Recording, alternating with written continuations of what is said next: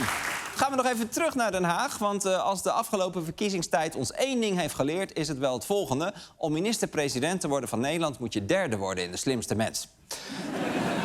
Vroeger werkte dat nooit, maar het heeft vast te maken met de nieuwe jury. Dat is Paulien Cornelissen, schrijfster, cabaretier en columnist. Haar boek De Verwarde Cavia Terug op kantoor is genomineerd voor de NS Publieksprijs. En morgen komt haar nieuwe boek uit, getiteld In het Kort. En ondertussen dus ook nog Rob Jetten premier maken. Waar haalt ze de tijd vandaan?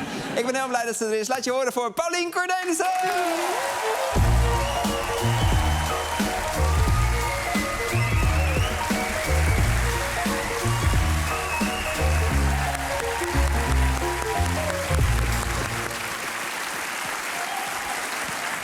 Hallo. Hoi. Hallo, leuk dat je er bent. Leuk. Gefeliciteerd met het leveren van de minister-president. Graag gedaan. Ja. Waren jullie daar blij mee? Nou, kijk, Jette uitnodigen was best makkelijk, heb ik gehoord. Ja. Maar om het kabinet op het juiste moment te laten vallen, dat was lastig. Snap ik, ja. Ja. Hoe is het? Het was je eerste seizoen als jury? Ja. Als voorzitter van de jury? Ja, juryvoorzitter. De juryvoorzitter. Ja. Verder was er niemand. Die zie je niet. Die zie je niet. Nee. Ja. Hoe was het? Het was heel leuk. Ja. Ja, dat is echt heel leuk om te doen. Dat had ik ook gehoord van mijn voorganger, van dit is leuk. Ja. Dus dat is ook zo. Die is leuk. Ja, ja. Met heel veel Eigenlijk zo. enthousiasme. Ja, precies. Ja, wat fijn. En hoe gaat het verder met je? Nou, best wel. Ja, ik ben net terug uit Denemarken. En dat was heel erg leuk. Ja, ook leuk. Ook omdat ik voel me altijd erg thuis in Denemarken op de een of andere manier. Omdat ik het gevoel heb dat ik de taal eigenlijk zou kunnen spreken, maar ik spreek het net niet. Ik spreek het totaal niet. Maar het voelt alsof het Nederlands is, maar dan met heel veel ingeslikte lettergrepen. Dus, dus ik was op een gegeven moment een beetje ziek daar. En toen ging ik eventjes pilletjes kopen. Ik heb een fotootje meegenomen. Ja, misschien we kregen een paar foto's van jou. Even kijken. Kijk, dus dit is dus Deens voor paracetamol. Dus paramol. Maar ja, je begrijpt het wel. Ja. Dat vind ik heel grappig. Pamel. Ja, Pamel. Wat leuk. We kregen dus ook allemaal de foto's van je met Lego. Ja, ik ben natuurlijk naar Legoland geweest. Want ik Ja, dat was fantastisch. Gek genoeg, wat mij verbaasde, maar dit is een soort no-brainer. Maar heel veel in Legoland is van Lego. Ik had het kunnen verwachten, het verbaasde me toch. Je hebt daar bijvoorbeeld een aquarium. Ja. En daar heb ik ook een foto van meegenomen. Dan zie je dus vissen en die moeten zwemmen tussen gelegode objecten. Wat ik een beetje vreed vind, omdat nu juist de vis de enige diersoort is die echt niks met Lego kan. Want vissen hebben geen handjes. Nee. Dus die moeten daar toch rondzwemmen met zo'n gevoel van... Ja, lekker dan. Weet je? Bedankt. Ik vind het wel leuk dat we jou uitnodigen en we gaan gewoon gezellig naar je vakantiefoto's zitten kijken. Ja. Heb je nog meer? Nou, weet je wat het is? Het rare is, dus die sfeer in zo'n aquarium is eigenlijk heel raar. Een beetje vreemde sfeer. Hè? Van, wij kunnen niet bij de Lego, want het is onder water. De vissen kunnen er wel bij, maar die kunnen er niks mee. Terwijl Denemarken wel het land is dat het woord hygge heeft groot gemaakt. Hygge. Ja. H-Y-G-G-E, dat is eigenlijk knus of gezellig. Dat hebben ze echt wereldwijd uitgerold, van dat is van hun. Ik denk trouwens overigens nu dat met dat hele lettergrepenverhaal... dat hygge misschien eigenlijk gewoon de Nederlandse gezelligheid is... maar dan met minder lettergrepen. Een soort gezelligheid. Ja.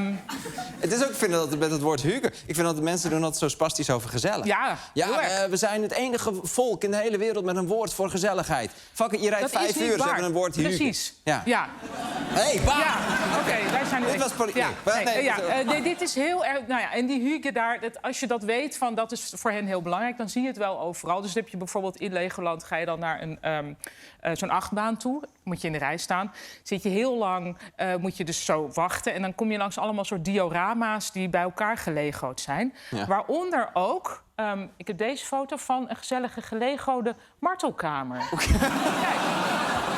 Dan denk je, dat is niet hygge, een martelkamer. Nee. Maar dat is wel hygge, want daar rechtsonder, als je even goed kijkt... zie je een soort borrelplank staan. Dus er kan op zich wel, niet door de mensen die gemarteld... want die zitten vast, maar er kan wel geborreld worden in de martelkamer. Dus dat is wel hygge. Ja. Terwijl ik tegelijkertijd ook weer denk van... als je nou denkt over martelen en Lego... dan ligt toch veel meer voor de hand om dan een grote voet... te legoen die op een Lego-steentje. Ja. Toch?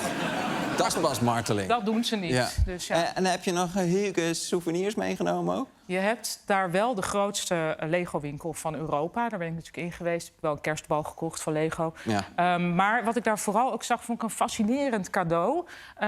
Moet je kijken, ik heb een foto van gemaakt. Ja. Hier zie je dus een man die geeft dus een gelego'd love aan een vrouw. Maar hij heeft dat al helemaal gelego'd. Dus je ziet ook dat die vrouw, gezien de gespannen glimlach en ook die nekspier die ze aanspant, de vrouw is daar niet blij mee. Want hoe is dat gegaan? Die heeft natuurlijk wekenlang dat zij vroeg van, hey, kan jij de kinderen misschien even naar bed doen? En hij, nee, ik ben bezig aan je cadeau. Ja. Dan krijg je uiteindelijk je cadeau. Mag je het niet meer zelf lego'en? Nee. Dat is de lol van Lego. Dat is waar Lego om gaat. Verder wel een prachtig ding trouwens. Misschien krijg jij het ook nog een keer. Ik hoop het. Ja. Bij deze doe ik een oproep. Ja. Ik vind het... Ja, jij hebt... dit wordt opeens heel serieus, maar jij hebt altijd voor dit soort klein leed zo'n goed oog. Dat wou ik zeggen. Ik wilde je een compliment geven. Dank je wel. Dat doe je ook al 7 jaar in de Volkskrant. En je weet waar ik naartoe wil. Ja. Want die columns heb jij gebundeld in een boek. En dat heet In het Kort. Dat is het. Ja, dit is het. De voorpagina heb je ook zelf gemaakt, toch? Ja, het omslag is geïnspireerd door fruithagel, omdat ik dat een heel vrolijk beleg vind. En ik heb ook een trui erbij aangetrokken die erbij past. Ja. Ik zie het. Het zijn 400 stukjes. Ja, iets meer. Ja. Oh, iets meer, ja. En ik moet eerlijk zeggen, sommige stukjes... Ik lees heel vaak. En sommige hebben mijn leven wel veranderd. Echt? Nou ja, in de zin van... Soms heb je dingen, daar kun je dan nooit meer normaal naar kijken. Omdat jij het een keer hebt aangewezen. Ik heb het bijvoorbeeld over de dakbedekking van sommige huizen. Ja, ik weet dan wat je bedoelt. Ik heb wel eens een stukje geschreven over huizen met rieten daken. Omdat die me doen denken aan kleuters die voor de gelegenheid even door een moeder of een tante zijn bijgeknipt. En dat je zo die pony zo... En dan zie je ook tijdens dat knipproces dan heb je die pony. Nou, best aardig gelukt. En dan van, maar wacht, hoe ga je eigenlijk van de pony naar de achterkant? Dus van, nou goed, we zien wel, een beetje scheef zo. En heel vaak van die huizen met rieten daken, die hebben een beetje het tragische van zo'n kleuter.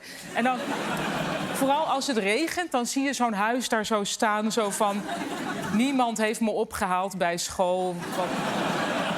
En nu sta ik hier met mijn kapsel. Dit is wat ik bedoel. Ik kan nooit meer naar rieten daken kijken zonder aan slecht geknipte kapsels van kleuters te denken. Ja. Het is een verzameling dus ook van de afgelopen 7 jaar. Het is ook een soort dagboek ergens of zo. Voor mij wel, ja. Ja, nee, niet voor mij. Ja, nee. Maar heb je het ook, toen je het weer samenstelde, was dat ook nog emotioneel of bijzonder om het weer te beleven? Ik had wel af en toe dat ik dacht, ja, soms wel natuurlijk, want er zitten heel veel dingen uit mijn leven in. Op een gegeven moment werd ik ziek en dat staat er ook in. Maar er zijn ook dingen gebeurd die ik niet zo goed meer wist. Zal ik even eentje voorlezen? Ja, misschien? Het zijn namelijk superkorte stukjes, dus dat kan best wel. Jij weet wel waar het staat, denk ik. Ik denk dat het hier staat. Ja. Okay. Wauw, dat ging snel. Spontaan. Oké, let op. Even lekker snel boodschappen doen, dan is dat maar gebeurd. Yoghurt nodig. Hup, naar het koelschap, deurtje open, yoghurt valt van de plank. Yoghurt op vloer, yoghurt op voet. Gelukkig slippers aan, dat dan weer wel. Gek gevoel, yoghurt op voet. Op zich niet onprettig, maar in andere context. Lopen onmogelijk, want anders yoghurtspoor door hele winkel. Roepen hallo, medewerker komt, bekijkt yoghurt op voet. Tegen hem zeggen, heb je misschien een doekje of zo? Medewerker denkt diep na en gaat op zoektocht. Al die tijd met yoghurt op voet blijven staan. Andere klanten die wel normaal zijn, kijken naar yoghurt op voet. Medewerker komt terug met keukenpapier. Voet schoonmaken, yoghurt blijft hardnekkig op slipper zitten. Vies keukenpapier omhoog houden en vragen, is er ook een prullenbak? Medewerker denkt weer diep na en gaat zoeken. Komt terug met prullenbak. Alles min of meer schoon, naar kassa met verbeten niets aan de hand blik. Naar huis, ontdekken, yoghurt vergeten. Ja, dat dus.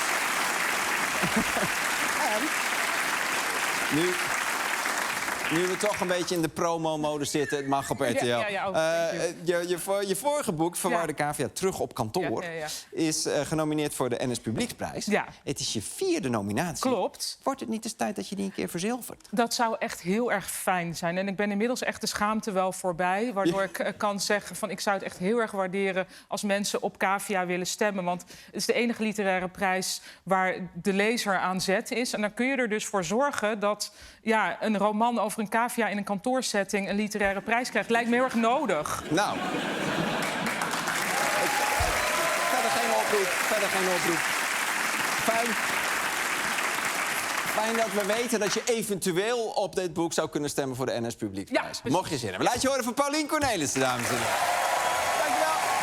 En dit was de show. Dat was Paulien, dat was Lubach. Ik ben Arjen. We zien elkaar morgen.